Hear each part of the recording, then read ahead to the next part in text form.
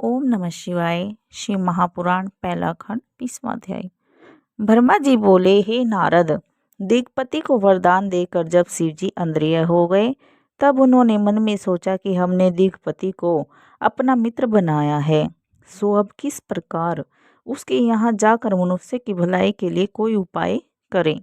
हमने पहले भी यह विचार किया था कि अब हम कुबेर के मित्र होकर उसके पास निवास करेंगे। हमारा मुख्य स्वरूप तो परब्रह्मा रूप है, इसलिए उस स्वरूप तथा इस स्वरूप में जो हम अब उसके यहाँ धारण करके जाएंगे, कोई अंतर नहीं होगा। जो व्यक्ति इसमें कोई अंतर करेगा वह बहुत ही दुख प्राप्त करेगा। ब्रह्मा तथा विष्णु आदि द्वारा जो स्वरूप पूजा जाता है, उसी रूप के नाम से हम वहाँ वास कर कुबेर के साथ मित्रता स्थापित करेंगे। शिव रानी ने अब तक अवतार नहीं लिया है, अकेले हमने अवतार लिया है, इसलिए अब पहले अकेले हम लोग कठिन तप करके निवास करेंगे, भक्तों को मुक्ति प्रदान करेंगे। कुछ समय इसी प्रकार अपना रूप दिखाने के पश्चात शक्ति भी अवतरित होगी तथा संसार की रीति के अनुसार भी हमारी पत्नी होगी। तब उस दशा में हम ग्रस्त होकर अनेक प्रकार के भोग विहार भी करेंगे। ऐसा विचार कर शिवजी ने आगे चलने का प्रयत्न कर अपना डमरू बजा दिया। उसके शब्द से तीनों लोग पूरित हो गए। तब सब लोग उसी शब्द की ओर चल दिए। विष्णु गरुड़ पर, मैं हंस पर चढ़ चला। सनकादिक मुनि, सिद्ध देवता, धर्मशास्त्र पुराण, तुम अन्य मुनि तथा सर्प के यूथप उस शब्द को लक्ष्य करके चल दिए। शिव के गण परमथ भी उसी ओर चले। सब लोग परस्पर यह कह ही रहे थे कि क्या कारण है कि आज डमरू बजाया गया है, आज किसके भाग्य का उदय हुआ। हमारा भी सौभाग्य है कि हम शिवजी के शुभ चरणों के दर्शन प्राप्त करेंगे। सब लोग इसी की बातें करते हुए शिवजी के पास जा पहुँचे और उन्हें दंडवत प्रणाम करने के पश्चात हाथ जोड़कर स्तुति करने लगे। शिवजी ने अत्यंत प्रसन्न हो विष्णु का हाथ पकड़ उन्हें अपनी बाईं ओर बिठा लिया तथा मुझे दाहिनी ओर स्थान दिया। इसके पश्चात कुशल क्षेम पूछकर मुझे अति प्रतिष्ठित किया।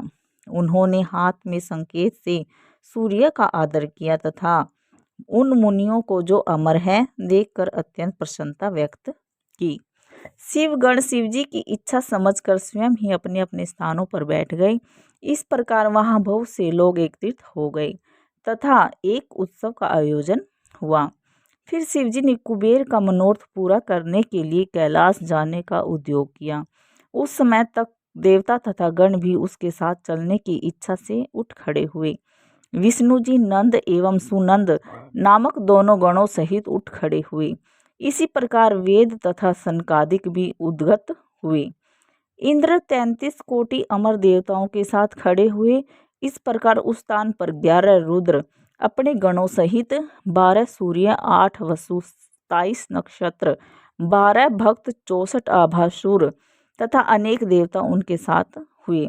10 प्रकार के देवता, अप्सरा, यक्ष, गंधर्व, किन्नर, पिशाच आदि भी चल पड़े। दिशापति अपने अपने गणों सहित वासुकी, सर्प तथा नागपति शेष जी भी साथ गए। जगजननी श्री गायत्री, गरुड़ पर्वत, सातों समुंदर, उत्तनारायण, दक्षिण नारायण तथा संपूर्ण ऋतुएं, काल, सरिताएं तथा बड़े नंद और वनवासी, ये सब एक साथ उठ खड़े हुए और शिवजी के साथ चलने की तैयारी करने लगे। हे नारद, समस्त रुद्र गणों को चलते हुए देखकर शिवजी को अत्यंत प्रसन्नता हुई। उस समय चारों ओर जय जयकार का शब्द होने लगा। तदुपरांत शिवजी अपने स्वरूप को प्रणाम एवं नमस्कार कर बैल पर सवार हो गए। उनके दाहिनी तथा बाईं ओर मैं तथा विष्णु हंस एवं गरुड़ पर चढ़कर साथ साथ चले। इंद्र ऐरावत हाथी पर चढ़े थे तथा समस्त देवता मुनि अपने अपने वाहनों पर बैठकर चल रहे थे। सबके हृदय में शिव की मूर्ति स्थित थी। प्रत्येक व्यक्ति अत्यंत हर्ष से भरकर अपने अपने वाहन पर चल रहा था। शिवजी बहुत धीरे धीरे चलते थे, जिससे कि किसी को कष्ट न पहुँचे। जिस जिस देश में शिवजी आते थे वहाँ उनको भेंट दी जाती थी, जिसे वे सहज ही स्वीकार करते थे। इसी प्रकार चलते चलते शिवजी अलकापुरी के निकट जा पहुँचे। तब अलकापुरी के अधिपति शिवजी से विदा लेकर जैव नार की सामग्री का प्रबंध करने के लिए आगे चले गए। उन्होंने अपने घर पर पहुंचकर विधि पूर्वक पूजन एवं जैव नार की सामग्री एकत्रित की। इसके पश्चात वे अपनी समस्त सेना सहित शिवजी की शुभ अगवानी को आगे आकर उनके चरणों पर गिर पड़े और प्रेम में मगन हो गए। फिर भेंट देकर उन्होंने पूजा किया।